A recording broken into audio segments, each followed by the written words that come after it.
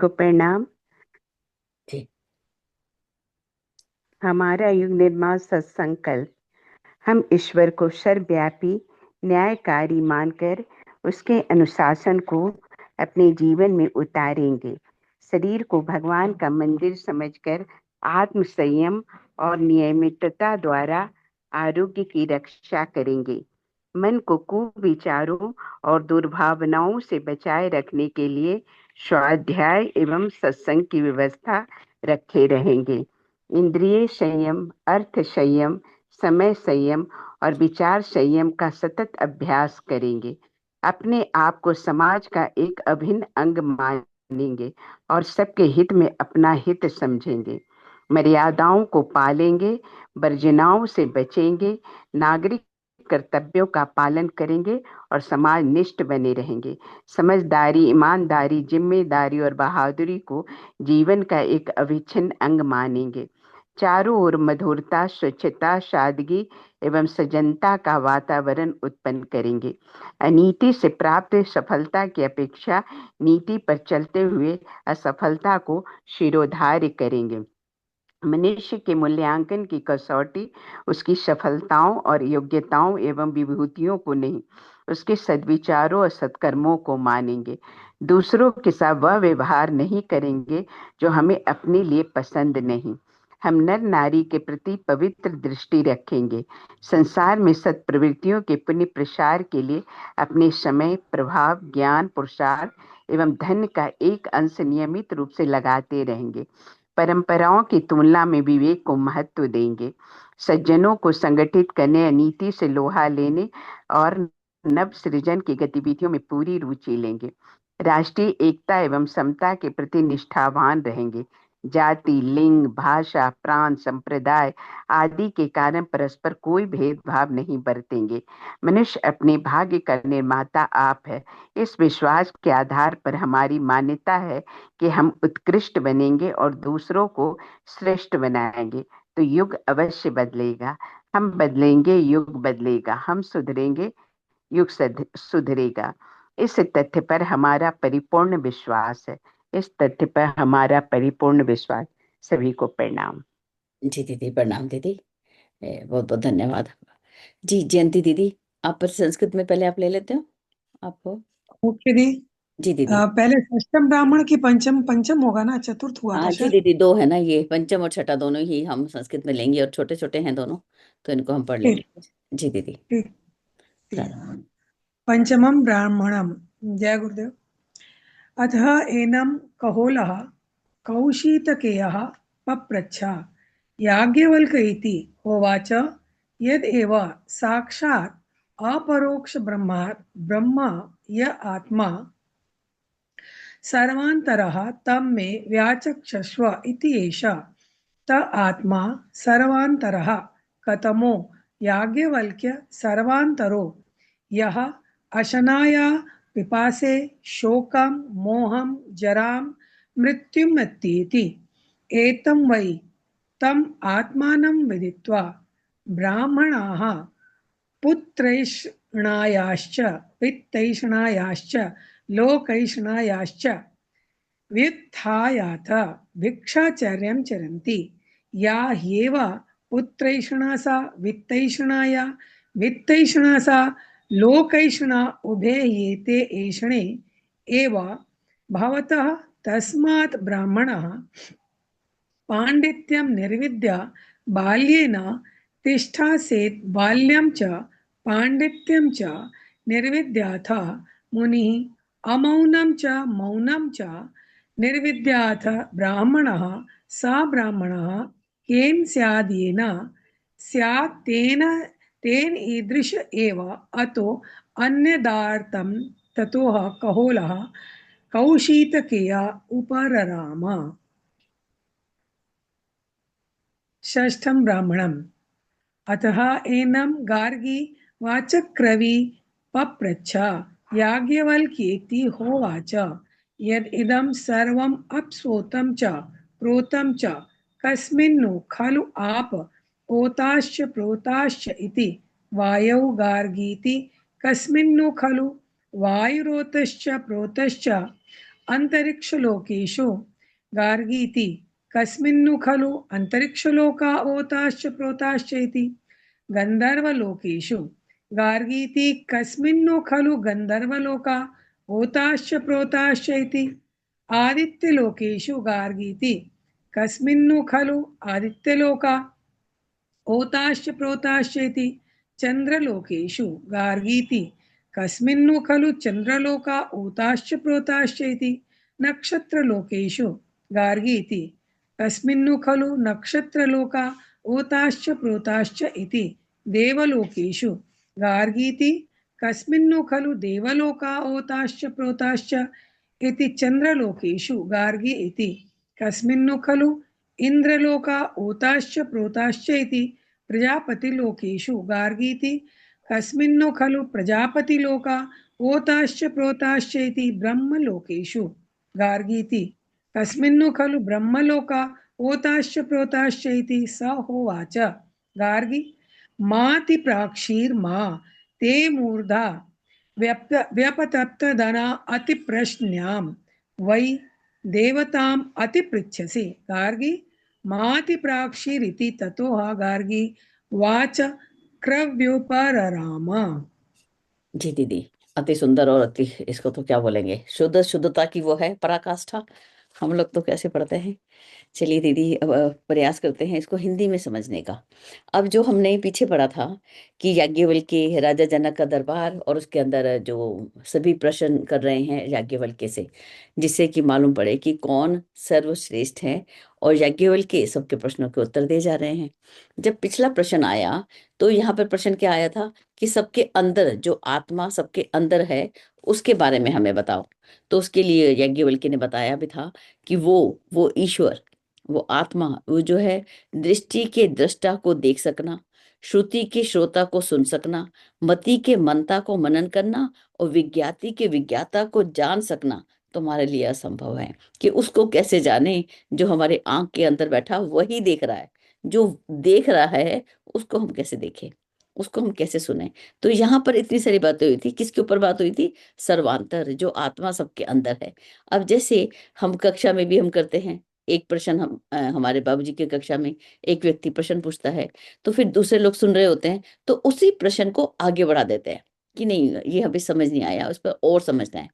तो ऐसा ही यहाँ पर भी ऐसा ही दिखाई देता है कि तत्पश्चात उसके बाद जो है कौशिक के कहोल ने ऋषि याज्ञवल्क्य से प्रश्न कर दिया, हे याज्ञवल्क्य, आप साक्षात अपरोक्ष ब्रह्म और सर्वांतर आत्मा का हमारे प्रति वर्णन कीजिए। वही बात कि आपने जो अभी पीछे बताई थी कि वो परमात्मा जो है साक्षात अपरोक्ष ब्रह्म जो सबके अंदर स्थित है, हमें वापस बताइए कि हमें हमारे लिए उसका वर्णन कीजिए।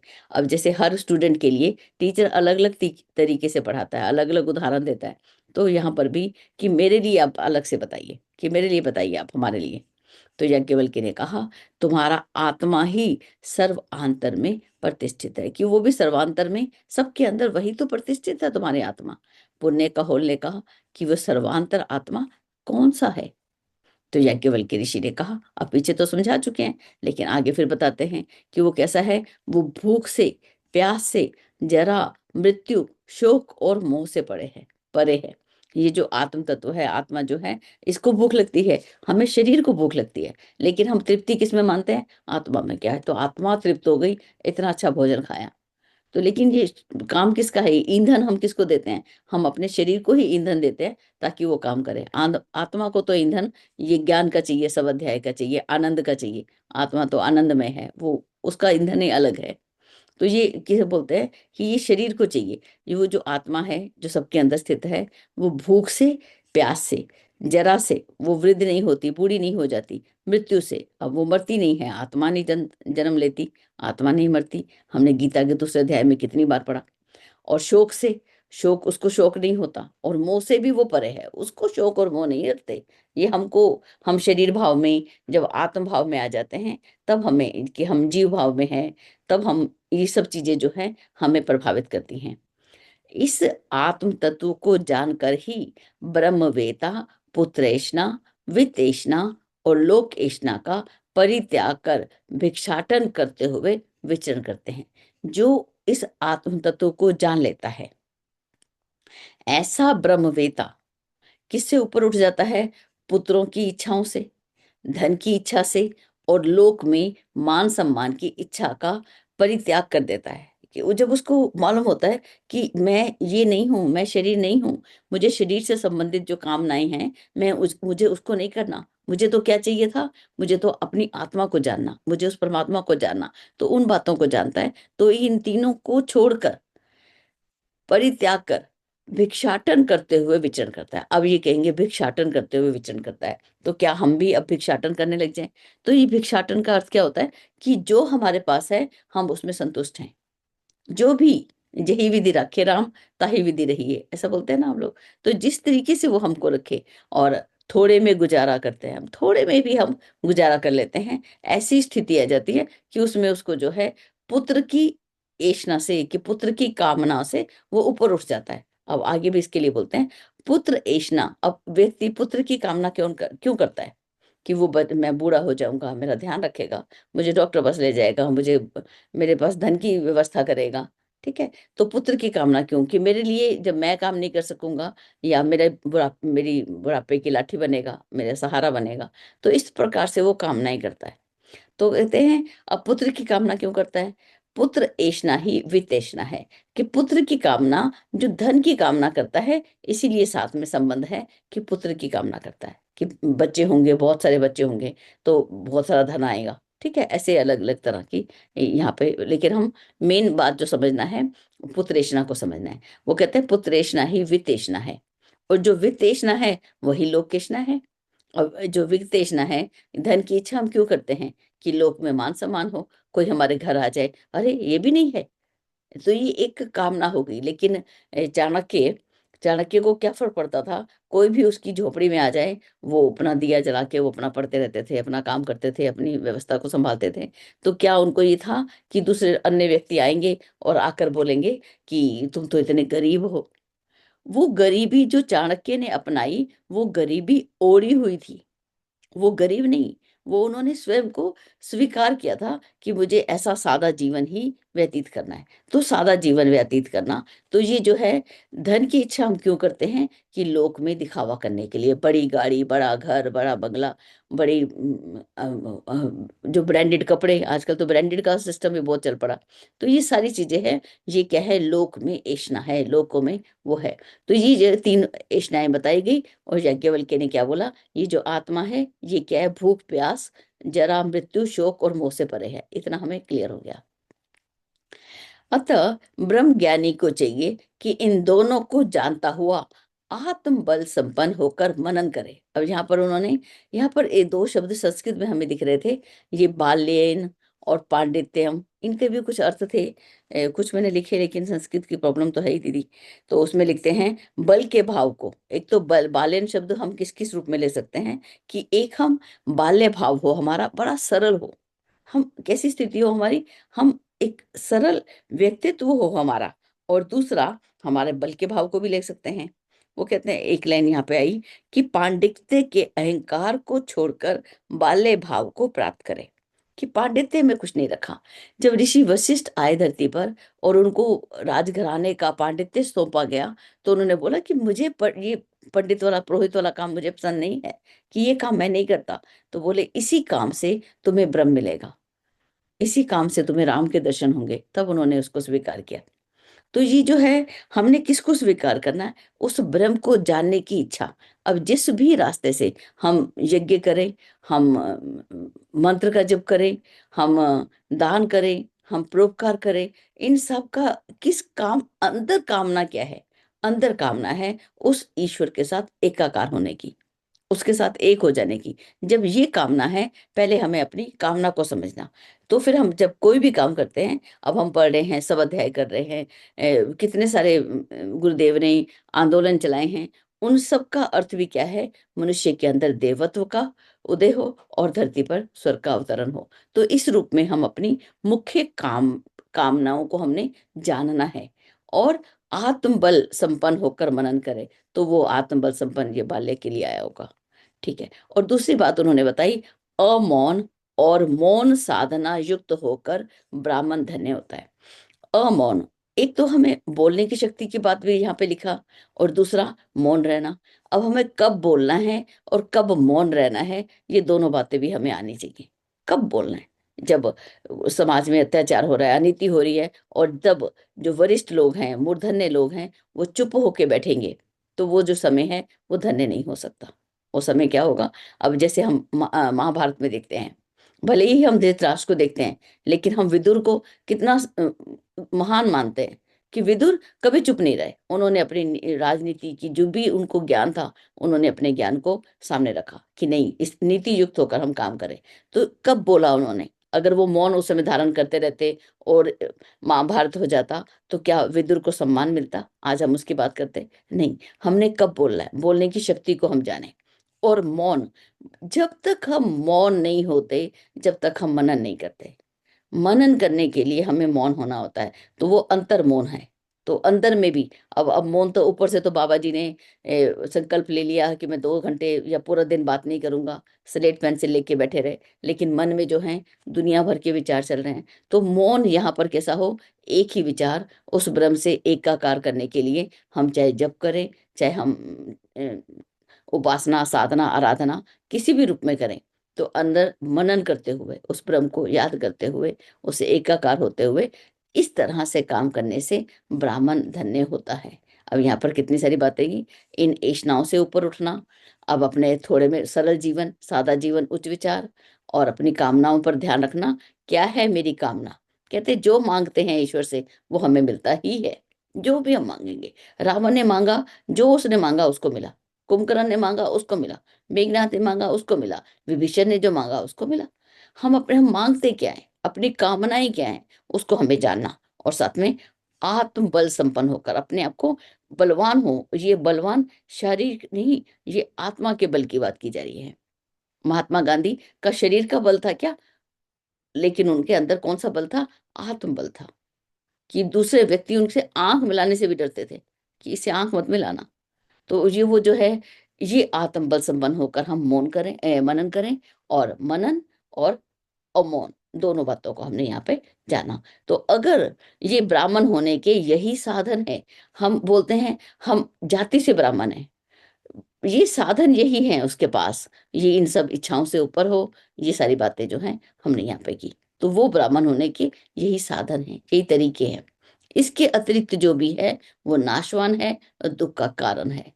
अब ये प्रश्न जो किसने किए थे? कौशित कोशित गए कहोल ने ये प्रश्न किए थे, तो वो चुप हो गए, अर्थात उनको संतुष्टि हुई कि हाँ, ये याज्ञवल्क्य ठीक बोल रहे हैं। अब जो अगला प्रश्न जो लेकर आई वो है गार्गी। अब इसके पश्चात वाचक नवी। वाचक नवी मतलब क्या हुआ? ये वचक नव जो है इनके पुत्री है, वाचक नवी गार्गी उनकी पुत्री है। वाचक नवी ऋषि रहे होंगे, वाचक नव, ठीक है। और उन्होंने, गार्गी ने याज्ञवल्क्य से यहाँ पे प्रश्न किया, हे याज्ञवल्क्य। वचक्रुषुता, इसके पश्चात वचक्रुषुता गार्गी ने। जी दीदी। नाम बड़ा टेढ़ा है। जी, ये वाचक नहीं, संस्कृत में आसान है, वाचक नवी जहाँ पे था। दीदी यहाँ पे इसको ऐसे पढ़ेंगे, वचक्रु सुता, वचक्रु, हाँ वचक्रु सुता। जी दीदी, थैंक यू दीदी। मैं तो आप सोच रही थी कि दीदी आप इसके तोड़ तोड़ के हमको पढ़ाना शुरू कर देंगे, हम तो बहुत, लेकिन आपके सानिध्य में आके हम बढ़ रहे हैं, ये पक्की बात है। हम सभी, आप सब। वचक्रु, वचक्रु की पुत्री को वाचक्रवी कहेंगे। वचक्रु की पुत्री यानी वाचक्रवी, ओके, मुझे लगा मतलब उनके न है नाम ये, में उनके पिता वाचक का नवी नाम है। ये छुपा नौ हुआ है, ये नौ है, क्रॉ नहीं है। है। क्या क्या बोल रहे हैं? दीदी न लग रहा था हमको, वाचक नवी। नहीं नहीं नहीं, वो प्रिंटिंग में गलत है। वो ओके, ऊपर देखिए, संस्कृत में लिखा है ना, वाचक्रवी। नहीं दीदी, कौ में ही, संस्कृत में ही देखिए ना, नौ है लिखा हुआ। कोई बात नहीं, चलिए आगे सबसे चलिए। पहला सेंटेंस देखिए, हत हा एनम गार्गी वाचक्रवी, कहाँ ना लगा हुआ है? यहाँ पर भी ग्र लिखा हुआ है फिर। चलिए वो देखिए, आधा क्रम ना है। लग रहा इस पे नहीं है, होगा, आधा ना लग रहा है। आगे चलते वाचक नवी है, वो ना है। अच्छा, मेरे को र लग रहा है। अच्छा, आगे भी कहीं इसका नाम आया है, एक मिनट देखती हूँ। हैं। जी और दीदी, कहीं दो ही पर है जगह ना आया दीदी? बस, वाचक नवी एक ही बस, अच्छा, बाकी जगह उन्होंने गार्गी लिखा है खाली। वाचक तो अब पता नहीं, फिर मेरे को इनका ऋषि का नाम नहीं पता, हो सकता वो ना कोई हो। बात नहीं दीदी, हाँ तो वाचक नवी हो जाएगा। हाँ ठीक ठीक, तब फिर वाचक नवी होगा। ठीक है। चलिए आगे। हे याज्ञवल्क्य, प्रश्न देखिए, अब प्रश्न पर हम वापस आते हैं। अब उसने एक नया प्रश्न उठाया। वो बोलने लगी, सब कुछ जल में ओतप्रोत है। अब हम देखें, हम कहाँ ओतप्रोत है? वायु है, वायु के अंदर वेपर्स होते हैं, भार होते ना, तो वो जो है सब कुछ जल चारों ओर है। तो वो बताइए, जल किस में ओतप्रोत है? ठीक है। अब पीछे हमने पढ़ा था अग्नि जो है मृत्यु जाना था, और अग्नि को कौन कवर कर लेता है, कौन अपने अंदर खा जाता है? तो बोले जल ही खा जाता है। तो जल अपने में समा लेता है।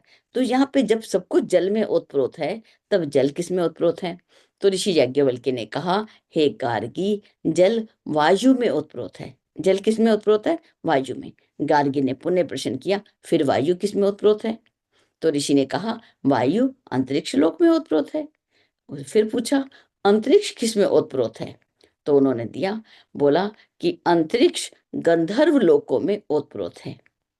तो गार्गी ने फिर प्रश्न किया कि ये गंधर्व लोक जो है, ये किसमें ओतप्रोत है? ऋषि ने उत्तर दिया, आदित्य लोक में। तो गार्गी ने प्रश्न किया, आदित्य लोक किसमें ओतप्रोत है? याज्ञवल्क्य ने कहा, चंद्रलोक में। फिर चंद्रलोक किसमें ओतप्रोत है? उत्तर मिला, नक्षत्र लोकों में। नक्षत्र लोक किसमें ओतप्रोत है? वो बोले देवलोक में। देवलोक किसमें है? तो बोले इंद्रलोक में। पुण्य गार्गी ने पूछा, इंद्रलोक किसमें ओतप्रोत है? ऋषि ने कहा, प्रजापति लोक में। प्रजापति लोक किसमें ओतप्रोत है? कहते ब्रह्मलोक में। गार्गी ने फिर पूछा, हे याज्ञवल्क्य, ये ब्रह्मलोक किसमें ओतप्रोत हैं? इस पर याज्ञवल्क्य ने कहा, हे गार्गी, आप अधिक ना पूछें। अधिक पूछने से कहीं ऐसा ना हो आपका मस्तक गिर जाए। आप ऐसे देवता के विषय में अति प्रश्न कर रहे हैं जिसके विषय में अति प्रश्न करना वर्जित है। तब वाचक नवी गार्गी चुप हो गई। अब देखिए, इसको हम समझते हैं। अब जो अग्नि है, अग्नि के ऊपर विस्तार किसका दिख रहा है? जल का। जल के ऊपर विस्तार किसका दिख रहा है? वायु का। वायु के ऊपर विस्तार अंतरिक्ष का। ये सब जो है क्रमशः जो है वो बढ़ता ही जा रहा है। अब गंधर्व लोक किसके लिए आता था? गंधर्व लोक में कल मैंने नोट किया था, या दीदी, गंधर्व लोक जो है सूर्य की रश्मियों को लाने वाले के संदर्भ में बताया था कि गंधर्व लोक में जो है वो अंतरिक्ष लोक में ऊपर कौन सी जगह है वो, जहाँ पर सूर्य की रश्मियां वहां पर आती हैं इस लोक को। यहाँ पर हम गीत संगीत वाले गंधर्वों को ना जाने, उससे ऊपर अलग विषय में देखना पड़ेगा। ऋषि ने उत्तर दिया, अब ये गंधर्व लोक की सूर्य की रश्मियां जो आ रही हैं, उसके ऊपर का लोक कौन सा हुआ? आदित्य लोक। आदित्य लोक से ऊपर का लोक कौन सा बोला? तो चंद्रलोक। यहाँ पर थोड़ा सा कंफ्यूजन है कि आदित्य से ऊपर चंद्र कैसे हुआ? आदित्य चंद्रमा तो आदित्य से ही, तो ये चंद्रलोक कुछ और किसी और संदर्भ में लिया होगा। तो उससे ऊपर कौन है? चंद्रमा से ऊपर तो नक्षत्र। नक्षत्रों से ऊपर देवलोक। देवलोक से ऊपर भी देवों का राजा कौन होता है? इंद्र। तो इंद्रलोक उसमें। तो इंद्र से ऊपर प्रजापति बताया। अब इंद्र जो देवता भी अगर माने, इंद्रलोक के गुरु कौन से होते हैं? प्रजापति। तो उन्होंने बोला, प्रजापति किसमें ओतप्रोत है? प्रजापति लोक। तो बोले ब्रह्मलोक में। अब सबसे बड़ा लोक कौन सा हो गया? ब्रह्म का लोक। अब यहाँ पर जो हम देखें कि गार्गी एक स्टूडेंट के रूप में बैठी है या गार्गी एक प्रश्नकर्ता के रूप में बैठी है। जब यहाँ पर सब ब्रह्म ज्ञानियों की सभा हो रही है, तो वो भी जानती थी, वो देखना चाहती थी कि याज्ञवल्क्य किस रूप में, जैसे हम किसी से बच्चे से प्रश्न पूछते जाते हैं, वो बताता जाता है, बताता जाता है, बताता जाता है, तो आगे ब्रह्म तक पहुंच के भी प्रश्न बताने जाना है। तो वो वहां पर उन्होंने नहीं बताया, वो रुके, और उन्होंने गार्गी को भी रोका कि हम कभी भी अति प्रश्न ना करें, कभी भी तर्क वितर्क। क्या ईश्वर को तर्क से पाया जा सकता है? तो बोलते हैं, नहीं, तर्क सहायक हो सकता है, लेकिन तर्क से हम उसको पा नहीं सकते। तो यहाँ पर भी ऐसा ही है कि वो कहते हैं, तुम ईश्वर के प्रति जो ब्रह्म की जो बात तुम कर रही हो, उस पर अति प्रश्न ना करें, क्योंकि अति प्रश्न करने से आपकी मूर्धा गिर जाएगी। तो जो है मान जो है वो हमें गिर जाता है कि ये तो, अब अगर कोई कहे कि ब्रह्म ब्रह्म क्या है, उसके विषय में हम अति प्रश्न करने लग जाएं, तो वो क्या होगा कि हम व्यक्ति को क्या बोल देंगे कि ये तो नास्तिक है, ये ब्रह्म के विषय में ऐसी बातें कर रहा है। तो ये जो है अति प्रश्न के लिए हमें, और दीदी हैं हमारे साथ और भी हमें बताएंगे इसके बारे में। तो ये जो है अति प्रश्न करना उन्होंने वर्जित किया, तो वाचक नवी गार्गी जो है चुप हो गई। अब ये दो शब्द हमने लेसन पढ़े आज। कहते हैं जो वाणी से व्यक्त नहीं हो सकता, क्या हम उसको, ईश्वर को वाणी से व्यक्त कर सकते हैं? कभी भी नहीं। हमारी वाणी के माध्यम से हम उसको बता सकते हैं, या हमारी रचना बता सकती है कि इसका ऐसा टेस्ट है, या स्पर्श बता सकता है, उसको तो हम किसी तरीके नहीं बता सकते। उस विषय को केवल तर्क से सिद्ध करने का प्रयास करना अति प्रश्न है। हम तर्क वितर्क करें, इस माध्यम से हम ईश्वर को जान लेंगे, तो ये संभव नहीं है। तो ये अति प्रश्न की श्रेणी में आएगा। जो विद्वान जानबूझकर अपनी मेधा का उपयोग अहंकारवश ऐसे अनर्गल प्रश्नों में करता है, परा प्रकृति उसे दंडित कर सकती है। अस्तु ऋषि ने गार्गी को सावधान कर दिया और वो चुप हो गई। तो जय गुरुदेव। दीदी, यहाँ तक मुझे जो थोड़ा बहुत समझ आया आपके आगे रखा, तो हम सीधा ही चलते हैं हेमलता दीदी के पास। दीदी हमें बता देंगी, और उसके बाद भी हमें कोई व्याख्या करना चाहता है तो करें। और जब कक्षा समाप्त होगी तो फिर हम दीदी से थोड़ा, हम ये जो दीदी हमें ज्ञान देना चाहते हैं, समझाना चाहते हैं अपनी बॉडी को संबंधित, वो हम दीदी से अलग से ले लेंगे। साथ में सब लोग बैठे रहेंगे भले। ठीक है जी दीदी। जी हरिओम। हरिओम। प्रणाम दीदी, सभी को सादर प्रणाम। जी दीदी, आप तो बहुत सुंदर बताई स्वयं, दीदी ने पढ़ा भी बहुत सुंदर संस्कृत में। तो आइए, जो हम थोड़ा बहुत समझ पा रहे हैं उसकी चर्चा एक बार हो जाती है। तो अब हम लोग तो विद्वानों की सभा में बैठे हैं, ज्ञानी, और वहाँ याज्ञवल्क्य जी से प्रश्न पूछे जा रहे हैं। वहाँ तो जो बैठे हैं विद्वान ही हैं, तो वो सभी चर्चाएं चल रही है, अच्छी चर्चाएं चलती है, उसमें सभी जानते भी रहते हैं, फिर भी पूछा जाता है, और जहाँ त्रुटियां रहती है उसका समाधान निकाला जाता है। तो उसी क्रम में हम जो समझ पाए, कौशिक के कहल ने ऋषि याज्ञवल्क्य से पूछा। ये भी कौशिक के कहल एक विद्वान थे वहाँ। तो हे याज्ञवल्क्य, आप साक्षात अपरोक्ष ब्रह्म और सर्वांतर आत्मा का हमारे प्रति वर्णन कीजिए। जैसा कि हम लोग जानते हैं, ये ज्ञानखंड उपनिषद जो है सो वो ब्रह्म की चर्चा ही भांति भांति से किया गया है।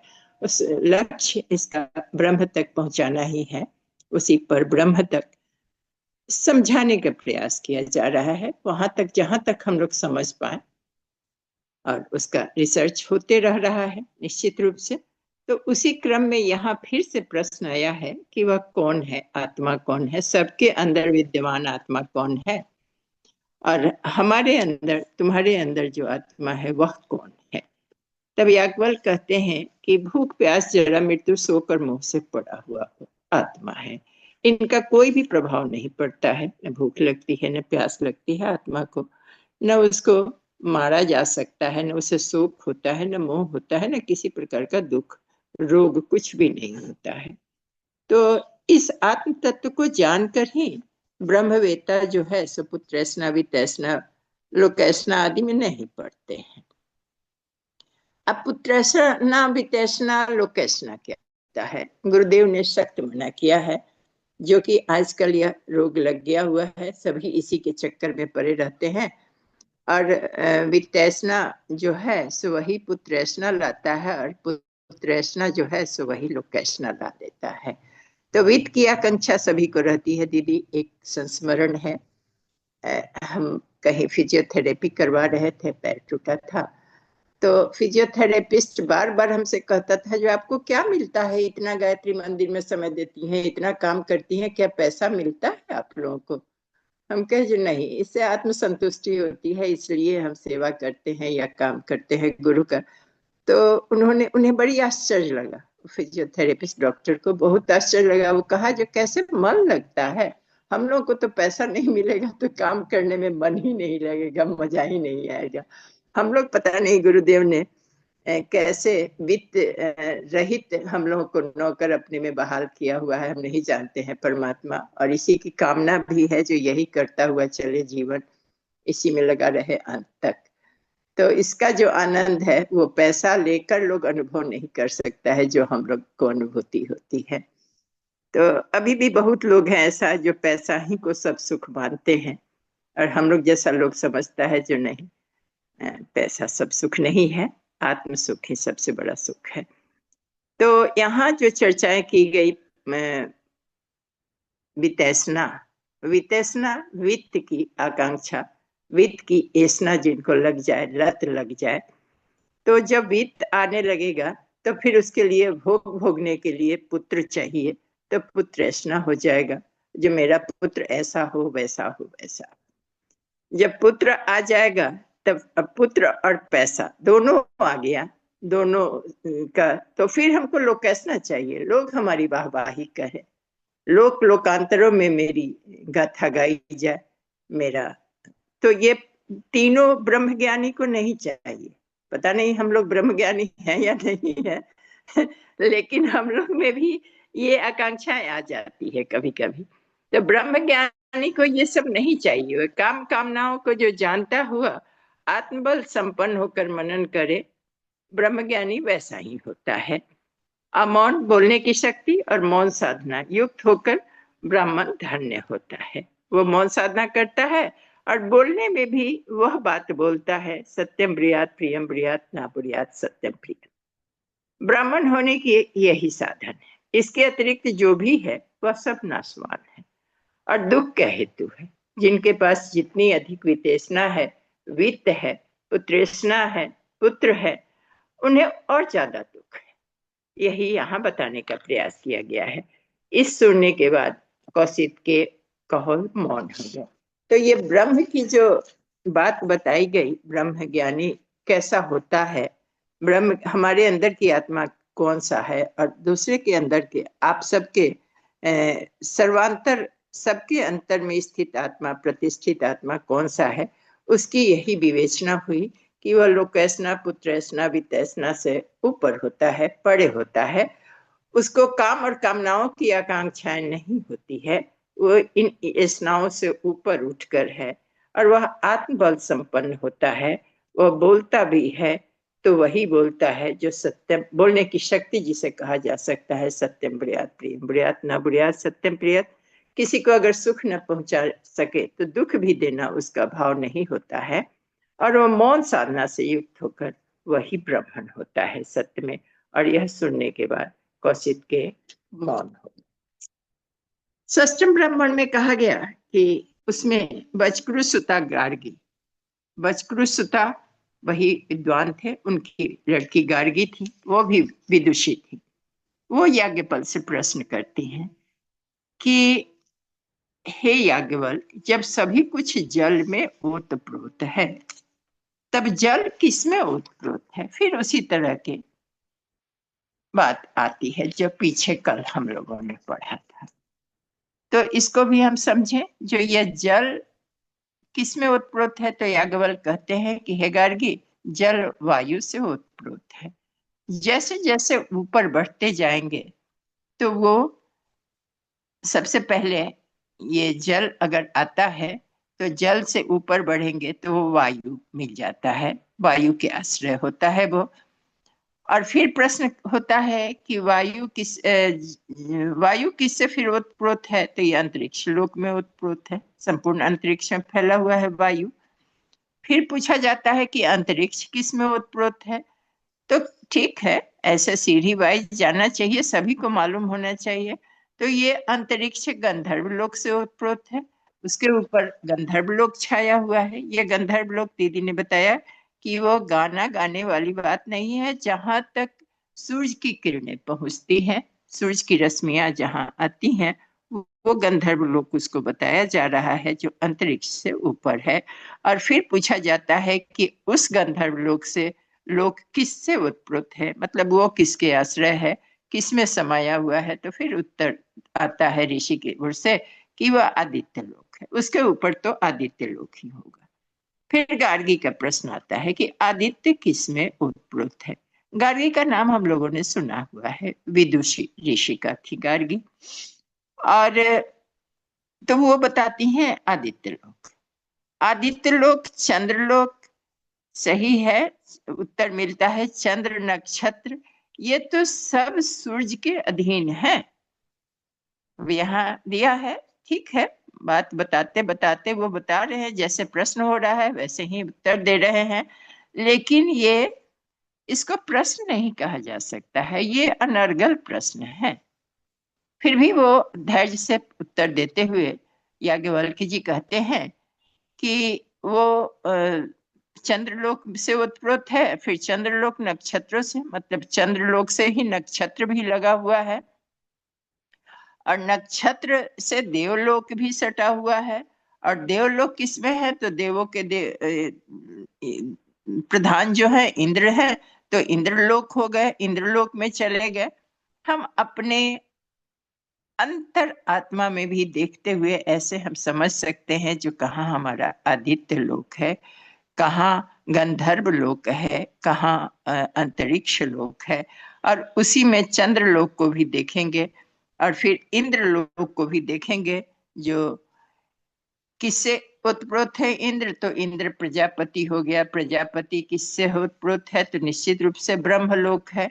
प्रजापति ब्रह्मलोक में रहते हैं, प्रजापति ब्रह्म को ही कहते हैं। फिर गार्गी फिर भी वह संतुष्ट नहीं होती हैं और पूछती हैं कि ये ब्रह्मलोक किस में उत्प्रोत है। अब याज्ञवल्क्य जी से नहीं रहा जाता है, अब वो कहते हैं कि ये कुतर्क आप नहीं करे तो ज्यादा अच्छा है। ऐसा आपको देवताओं के विषय में अतिक्रमण आपको नहीं करना चाहिए, यहाँ तक आपकी पहुंच नहीं हो सकती है, हमारी पहुंच नहीं हो सकती है, प्रश्न करना उचित नहीं है। ऐसा बताने पर गार्गी चुप हो गई। ऐसे ही बातों को कुतर्क कहा जा सकता है।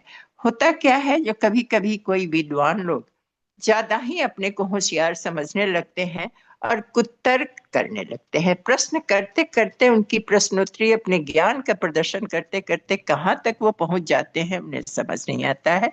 फिर भी हम लोग नहीं है इस त्रुटि को खोजने वाले।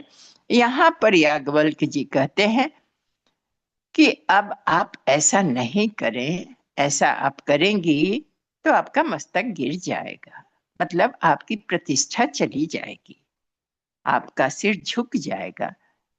तो जो वाणी से व्यक्त नहीं हो सकता है उस विषय को केवल तर्क से सिद्ध करना ये बुद्धिमानी नहीं है, उसको अति प्रश्न कहा जा सकता है, कुतर्क कहा जा सकता है।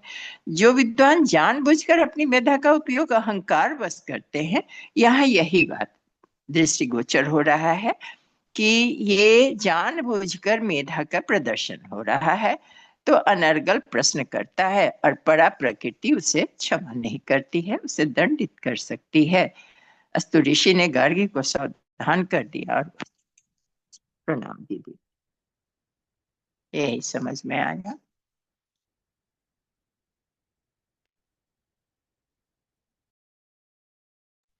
जी दीदी, धन्यवाद दीदी, बहुत बहुत। और हम में से और भी कोई इस पर व्याख्या करना चाहते हो तो पूजा दीदी को भी मैंने देखा था, आज दीदी आए हुए थे। जी, आप बोलना चाहते हैं तो बोलिए। खाएं तो चलिए, तो मुझे लगता है आज यहीं तक रख लेते हैं हम।